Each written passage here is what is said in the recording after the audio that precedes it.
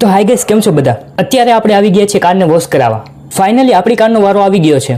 સૌથી પહેલા કારની અંદરની બધી ડસ્ટને બહાર નીકાળશે અને કારની મેટી તો એટલી ખરાબ થઈ હતી કે વાત ન પૂછો. ત્યારબાદ કારને સૌથી પહેલા પાણીથી વોશ કરી નાખશે.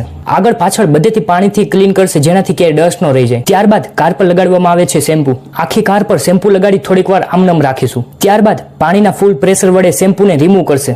અને મારી જેમ કોને કોને પોતાની કાર બાઇક વોશ થતી હોય જોવું ગમે છે કમેન્ટમાં જરૂર કહેજો. બીજું બધું તો ઠીક છે, પણ આ ભાઈને શું થયું? એના પછી કારને એક સોફ્ટ કાપડ વડે આખી કારને મસ્ત ચમકાવી દીધી. ફાઇનલી કારને બહાર નીકાળી આપણે બેસી ગયા છીએ કારમાં અને વોશિંગ કરી આવ્યા પછી મસ્ત સુગંધ આવે ક્લીનરની. ત્યારબાદ મેં જોયું કારમાં સીએનજી ઓછું છે, તો એ પણ સાથે પુરાવતા જ જઈએ. અને એસીને મારે 3 ઉપર રાખવું પડશે, એવી ગરમી પડે છે. ત્યારબાદ હું નીકળી ગયો સીએનજી પુરાવા અને પાણીપુરીમાં અને સીએનજીમાં તરત વારો જ ન આવે.